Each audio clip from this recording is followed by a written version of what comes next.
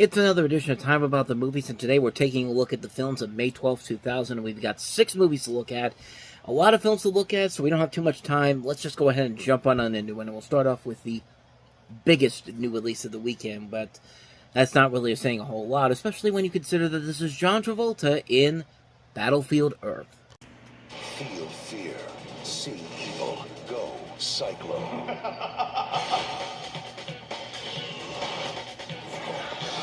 Battlefield Earth. Stupid humans. Rated PG-13. So this is based off of L. Ron Hubbard's best-selling science fiction novel. L. Ron Hubbard, of course, this is the guy who founded Scientology and follows a rebellion against the alien Cyclos who have ruled Earth for 1,000 years, with John Travolta as the main Cyclo, Turl.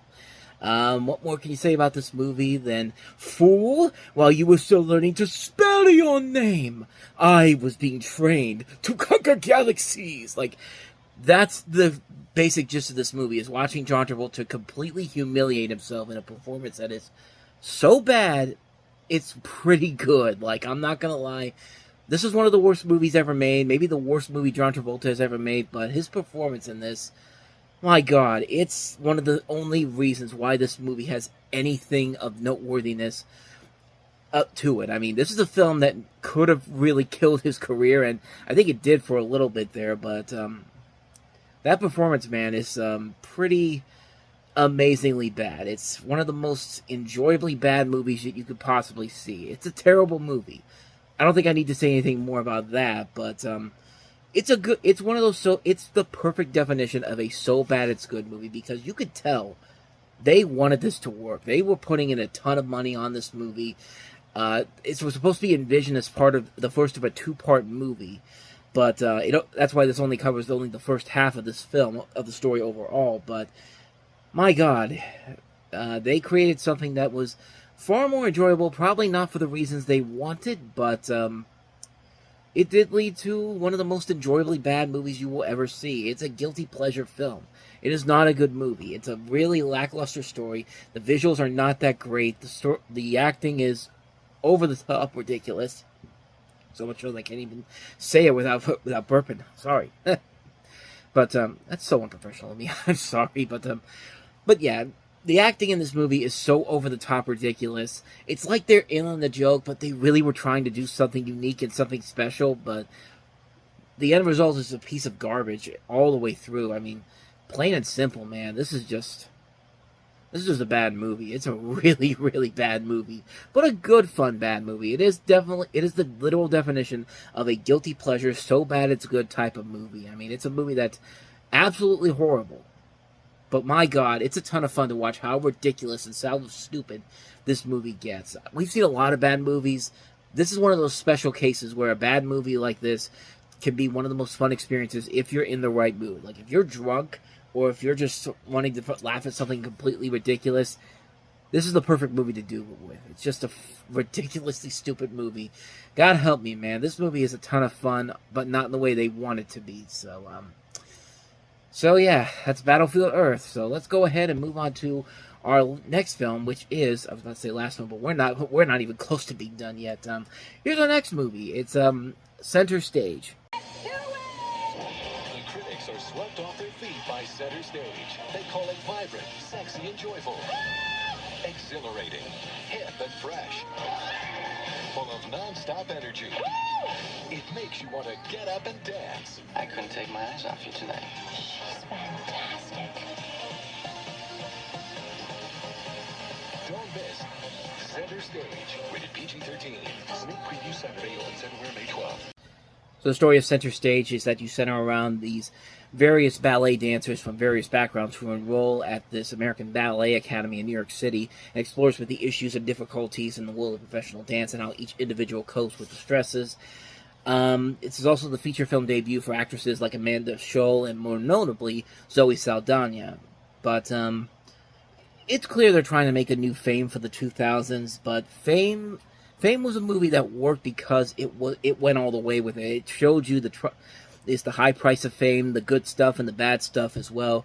This is a movie that I feel like is trying to be way too encouraging on so many different levels. Like, it doesn't want to show most of the negativity here, and really, in the end, it really does kind of hurt the movie in the end, because when they do try to show the negative side, it's nowhere near as intense as something like in Fame, or even in Saturday Night Fever, or Staying Alive, another one of those movies that's so bad it's good. Also starring John Travolta, but I digress. We're done talking about Battlefield Earth and John Travolta. We're talking about this movie here, and at times this movie really does feel like it's trying to force so many different other dance movies in here. Not just Fame, but also Dirty Dancing, and, you know, all these other different movies. But this is one of those movies that really could have been something interesting, but it just ends up kind of being a soap opera when it's all said and done. It's not exciting. It's not enjoyable.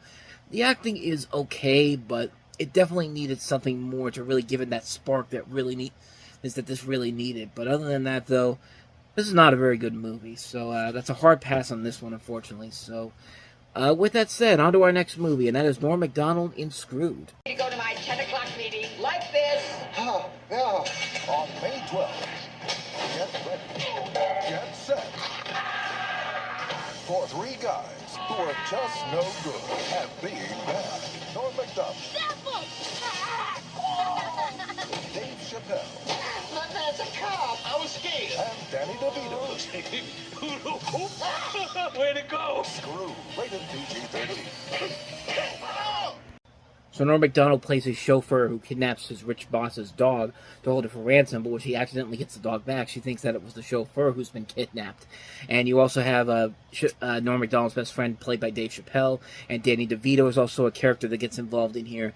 This thing did not do so well with critics when it came out in 2000. It was largely panned, but it hasn't gone on to have the major cult following that something like Dirty Work did, which I think is a far superior film, and certainly is a much better movie compared to this. But there's still a lot to really admire about this movie. This is written and directed by Scott Alexander and Larry Kwasinski, who gave us the Problem Child movies, Ed Wood, The People vs. Larry Flint, Man on the Moon. These guys have written some really great stuff and have worked on some really great stuff. And this is at times this movie can be very, very funny when it needs to be. You've got two really great funny talents in the leading roles, Norm Macdonald and Dave Chappelle. Plus, you got a cast that includes Danny DeVito, Elaine Stritch, Sarah Silverman, Sherman Hemsley, Daniel Benzani. This is a great cast, and there's a lot of really great fun, over-the-top moments in here that just works so well. It's a really funny movie when it needs to be. There are times when the jokes don't work all the way through, but when it does,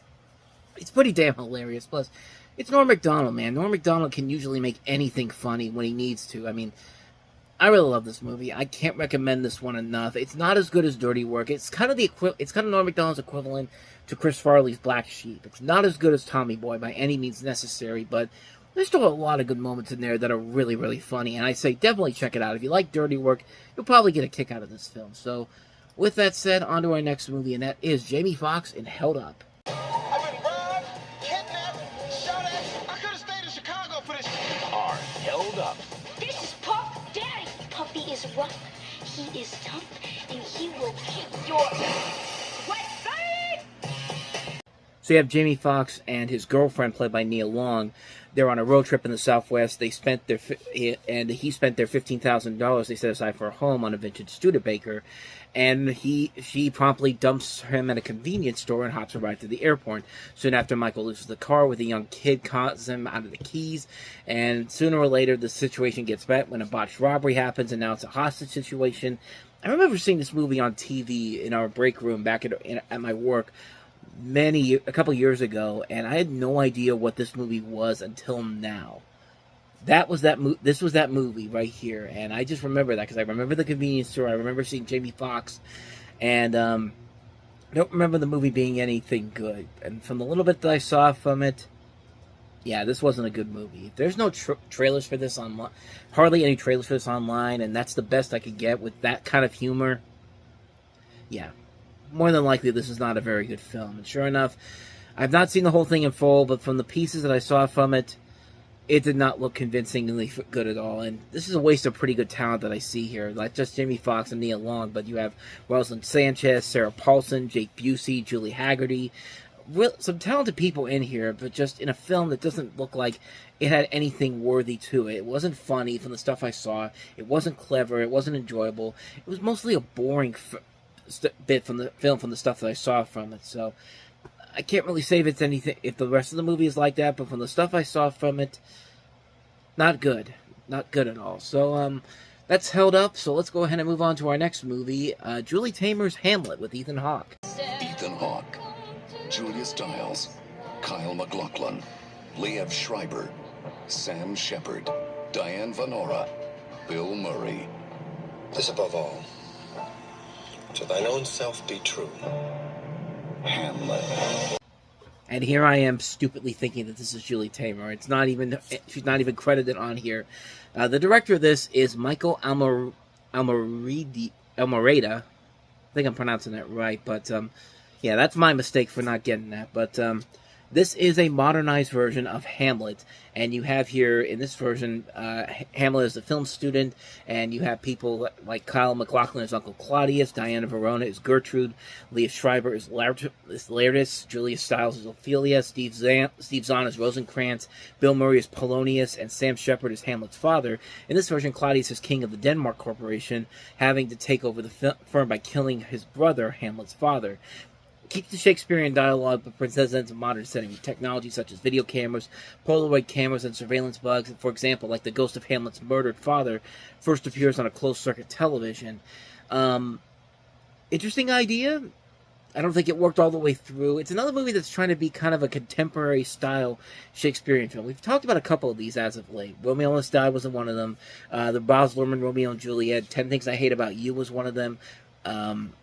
This is actually the third Hamlet film to come out within the course of 10 years. We had the 1991 by Mel Gibson, the 96 one by Kenneth Branagh, and now we have this one here, which again is a modernized take. And I give him credit for at least trying, but I don't think it worked all the way through. I think there was some good ideas all throughout. It's very ambitious. It has a great cast. It has some good ideas to it, but the movie itself was mostly forgettable. I mean, not really a whole lot happens in here. You don't really get invested in the characters in this than you do in some of the other adaptations of the storyline. But I give them credit for at least trying. They were trying to do something very different, and it certainly was a lot better than something like Romeo Must Die, which was not a good movie, even though that tried to do something different, but failed miserably. But I digress. That is Hamlet, so let's go ahead and move on to our next film, which is coming soon. Bonnie Root, Tricia Bessie, Gabby Hoffman, Ryan Reynolds, Mia Farrow, Yasmin Lee, and Ashton Kutcher lead an ensemble cast in this slice of American Pie for girls. Maybe we should pull her out? Yeah. Coming soon. So this is being described as the female version of American Pie, even though this came out before American Pie did in some areas, but didn't get a wide release until a year after it came out. So you tell me how that works. But the other story here are three young women coming together in college and quickly determining that none of them have ever had an orgasm. They quickly decide that they're going to make sure she has one. The three then set out for sexual adventures. One takes on a popular, arrogant boy who is, of course, more interested in his own pleasures than hers. Waiting in the wings is a sensitive outsider who everyone immediately knows is the one who will float her boat. Needless to say, this is not a very good film, despite some early film performances from people like Ryan Reynolds. And you also have Gabby Hoffman from Uncle Buck. In between Uncle Buck and her appearance on Girls Down the Road, Ashton Kutcher, who's just coming off of that 70s show. A cast that also includes Yasmin Bleeth, Ryan O'Neal, Mia Farrow, Peter Bogdanovich, Spalding Gray. Some talent all around here. Just the movie itself is kind of mediocre. And I feel like they had this sitting on a shelf for a long period of time, but since American Pie had come out, they said, screw it, let's put it out there and see if we can get some people to come see it. And no, not really. Nobody went to go see it. It kind of came and went. So didn't really do that well. The movie itself was not that interesting and really wasn't that funny to begin with. So I highly doubt that this was even going to sell, even if American Pie didn't come out before this did eventually. But yeah, not much more to say about this one. Coming soon. Not worth it. So with that said, we wrap up another edition of Time About the Movies. When we meet next time, 3 more movies to look at, 3 big films, Disney's newest animated feature, Dinosaur, the Ivan Reitman-produced Road Trip, and Woody Allen's new film, Small Time Crooks. So 3 films to look at next time. We'll delve into those on the next episode. But until then, thank you so much for watching. If you want to see more videos like this, please hit the playlist on the next page. Check out the previous episode. And also don't forget to hit the like and subscribe button if you want to see more videos like this on this channel. So with that said, I am off. I will see you guys next time. And until then, as always, Take care.